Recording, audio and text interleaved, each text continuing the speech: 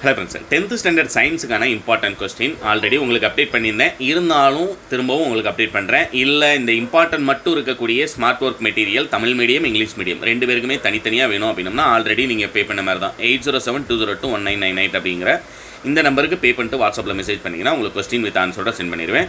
But video ஃபுல்லாக பார்த்தீங்க அப்படின்னா பே பண்ணி வாங்கணுன்ற அவசியம் இருக்காது. ரைட்டுங்களா? நிலைமம் என்பது யாது, அதனுடைய வகைகள். அடுத்து பார்த்தீங்கன்னா நியூட்டன் இரண்டாம் விதி, திருப்புத்திறன் தத்துவத்தை வரையறு, ஒளி விலகல் என்றால் என்ன, கொஸ்டின் நம்பர் 5ல். அடுத்து பார்த்தீங்கன்னா கிட்டப்பார்வை குறைபாட்டினுடைய காரணம், வானம் ஏன் நீல நிறமாக தோன்றுகிறது. இப்போ ஒரு கொஸ்டின் அப்டேட் பண்ணியிருந்தேன். அதில் இருக்கக்கூடிய 3 கேள்வி பார்த்தீங்க அப்படின்னா இந்த 8 படிக்கும் போதே உங்களுக்கு 3 கேள்வி வந்துடுது. ரைட்டுங்களா? அடுத்தது பார்த்தீங்கன்னா போக்குவரத்து சைகை விளக்குகள் ஏன் சிவப்பு நிறத்தில், YR traffic signals red in colour. அடுத்து பார்த்தீங்க அப்படின்னா பாதரச வெப்பநிலை மானியை விட வாயு வெப்பமானி ஏன் அதிக உணர்திறன். அடுத்து பார்த்தீங்க அப்படின்னா உங்களுக்கு பல்வேறு வகையான வெப்பநிலை அளவுகளின் இடையேயான, ஆக்சுவலாக இங்கிலீஷ் மீடியமுக்கு செப்பரேட்டாகவே நான் ஒரு வீடியோ போட்டிருக்கேன். ரைட்டுங்களா? என்ன சார் தமிழில் மட்டும் ரீட் பண்ணுறீங்க, இங்கிலீஷ்லேயும் சேர்த்து சொல்லிடுங்க. வீடியோ அப்படியே ஷோ பண்ணிடுறேன், நீங்கள் அதையும் சேர்த்து பார்த்துக்கலாம். இன்னொன்று இங்கிலீஷ் மீடியமுக்கு ஆல்ரெடி என்னுடைய சேனல்லையே பார்த்தீங்க அப்படின்னா ஒரு 4 வீடியோ செப்பரேட்டாகவே கொஸ்டின் வித் ஆன்சரோடையே உங்களுக்கு அப்டேட் பண்ணியிருக்கேன். ரைட்டுங்களா? இதுலேயும் சொல்கிறேன், உங்களுக்கு ஃபுல்லாகவே ஒரு தடவை தரவு பண்ணிடுங்க. அடுத்த கொஸ்டின் சொல்லும்போது நான் இங்கிலீஷ் மீடியமுக்கு சேர்த்தே சொல்லிடுறேன். ரைட்டுங்களா? இதில் பார்த்தீங்க அப்படின்னா உங்களுக்கு மாறுநிலை வரையறு, டிஃபைன் கிரிட்டிக்கல் மாஸ், ஒப்பு அணுநிறை வரையறு, ரிலேட்டிவ் அட்டாமிக் மாஸ், அணுக்கட்டு எண் வரையறு, டிஃபைன் அட்டாமாசிட்டி. இது பார்த்தீங்க அப்படின்னா இந்த 3ல் 1 உறுதியாக வரக்கூடிய, நான் செலக்டட் கொஸ்டின் சொல்லி இந்த 2ல் 1 இந்த 3ல் 1 அப்படின்னு சொல்லக்கூடியதெல்லாம் 100% எக்ஸாமில் நாளைக்கு உங்களுக்கு வரக்கூடியது. அடுத்து பார்த்தீங்கன்னா 23 வேற்றணு மூலக்கூறுகளுக்கு ஏதேனும் 2 உதாரணம். அடுத்து துரு என்றால் என்ன, துரு உருவாவதற்குரிய சமன்பாடு, வாட் இஸ் ரஸ்ட், ரொம்ப இம்பார்ட்டன்ட். அதேமாதிரி நீர்வாழ் உயிரினங்கள் குளிர் பிரதேசங்களில் அதிக அளவில் வாழ்கின்றன, ஏன். ரைட்டுங்களா? அடுத்து நீரேறிய உப்பு வரையறு, டிஃபைன் ஹைட்ரைட் சால்ட். அடுத்து பார்த்தீங்க அப்படின்னா கொஸ்டின் நம்பர் 25 மொத்தம் எத்தனை கொடுத்துருக்கேன் அப்படிங்கிறத சொல்லிடுறேன். ரைட்டுங்களா? 2 மார்க்கை பொறுத்த வரைக்கும் உங்களுக்கு 52. இந்த 52லையும் பார்த்தீங்க அப்படின்னா கீழேருந்து 30 வரைக்கும் சொல்லியிருந்தேன்னா கீழே பார்த்தீங்கன்னா விவசாயத்துறையில் கைதிரை கைசியோடோப்பு, ஒப்புமை வினாக்கள், இன்சுலின் குறைபாடு ஏன் ஏற்படுகிறது, தண்டு செல் வகைகளை குறிப்பிடுக, மரபு பொறியியல். ரைட்டுங்களா? அடுத்து அல்லோசோம்கள் என்றால் என்ன. இதெல்லாம் ஆல்ரெடி உங்களுக்கு 7 மார்க் கொஸ்டினில் நான் 2023 கேட்டதில் 7 மார்க் கொஸ்டினில் உங்களுக்கு கேட்டிருந்தாங்க, ரீட் பண்ணியிருப்பேன். முன்னால் ஒரு வீடியோ போட்டிருந்தாலே அதில் பார்த்துருப்பீங்க. அதனால் நான் கொடுத்துருக்கேன் 52 படிக்கணுமா, உங்களுக்கு 2 மார்க் 4 மார்க் 7 மார்க் எல்லாத்துலேயுமே இந்த 2 மார்க் கொஸ்டின் ரிப்பீட்டடாக வரக்கூடியதுங்கிறனால கண்டிப்பாக இது எல்லாமே நீங்கள் என்ன செஞ்சு தான் ஆகணும், படித்து தான் ஆகணும். இதுலேயும் பார்த்தீங்கன்னா பின்மூளையினுடைய பாகங்கள், மூளையை பாதுகாக்கும் அமைப்புகள், இதெல்லாம் பார்த்தீங்க அப்படின்னா உங்களுக்கு 7 மார்க் கொஸ்டினில் 2023 கேட்டது. அடுத்து பார்த்தீங்க அப்படின்னா தூண்டல் வரையறு, ரொம்ப இம்பார்ட்டன்ட். ஸ்டிமுலஸ் ரொம்ப இம்பார்ட்டன்ட்.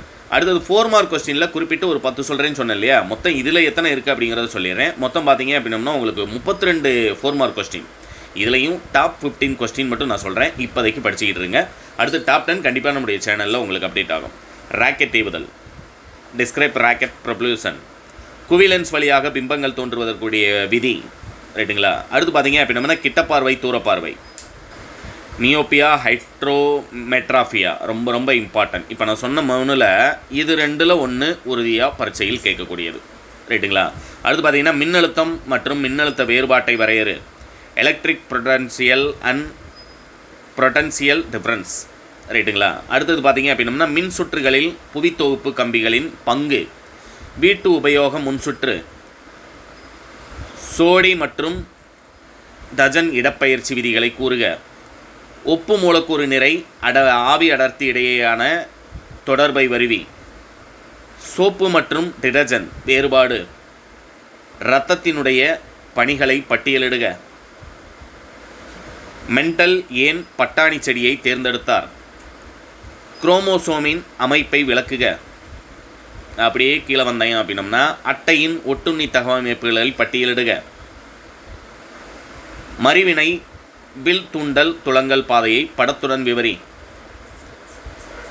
அடுத்து அப்படியே கீழே வந்தோம் அப்படின்னம்னா எய்ட்ஸ் HIV வைரஸ் பரவக்கூடிய பல்வேறு வழிகள் யாவை, மருத்துவத்துறையில் உயிரி தொழில்நுட்பவியலின் முக்கியத்துவத்தை விளக்குக, இதய நோய் வராமல் தடுக்க வேண்டிய முன்னெச்சரிக்கை நடவடிக்கை, அன்றாட வாழ்வில் PHP முக்கியத்துவம், நீள்வினை மீளாவினை வேறுபடுத்துக. மொத்தம் 3 இருக்குது, வேறுபடுத்துக. 3ல் 1 4 மார்க்கில் உறுதியாக கேட்கக்கூடியது. எழுத வேண்டிய 7க்கு 3 படித்தா 1 எழுதலாம்னு சொல்லும்போது கண்டிப்பாக அது எல்லாத்தையுமே என்ன செஞ்சுருங்க, படிச்சிருங்க. அடுத்து ஈரப்பதம் கவரும் சேர்மம், ஈரப்பதம் உறிஞ்சி கரையும் சேர்மம்.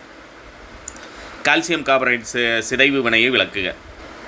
அப்படியே 7 மார்க்கில் சிங்கிள் 7 மார்க்காக நமக்கு கேட்பதற்கு வாய்ப்பு கொடுக்கக்கூடியது என்னென்ன அப்படிங்கிறது உங்களுக்கு 3லையுமே பிரிச்சே கொடுத்துருக்கேன். ரைட்டுங்களா? ஃபஸ்ட்டு பார்த்தீங்கன்னா ஃபிசிக்ஸில், அடுத்தது கெமிஸ்ட்ரியில், அடுத்து பார்த்தீங்க அப்படின்னா பயாலஜியில். ஏன் சார் 6 6 7 7 தான்? அதான் சொன்னேனே ஆல்ரெடி. உங்களுக்கு சிங்கிள் 7 மார்க்காக கேட்க போகிறது கிடையாது. ஒரு 2 மார்க் அண்ட் 4 மார்க் வச்சு தான் மேக்ஸிமம் கேட்பாங்க. அப்படி இல்லாமல் சிங்கிளாக கேட்குறாங்க அப்படின்னம்னா நியூட்டனின் இயக்கம், நேர்கோட்டு உந்தமாரா விதி. ஆக்சுவலாக அந்த நேர்கோட்டு உந்தமாரா விதியெல்லாம் லாஸ்ட் இயர் கேட்டாங்க. கண் குறைபாடு, கிட்டப்பார்வை, தூரப்பார்வை ஆகியவற்றை வேறுபடுத்துக. ஒளியினுடைய பண்புகள் ஏதேனும் 5. ஆல்ஃபா பீட்டா காமா கதிர் பண்புகளை எழுதுக. எல்இடி தொலைக்காட்சி மற்றும் எல்இடி மின் விளக்கின் நன்மைகள் யாவை? அடுத்து பார்த்தீங்க அப்படின்னம்னா அணுக்கரு உலை.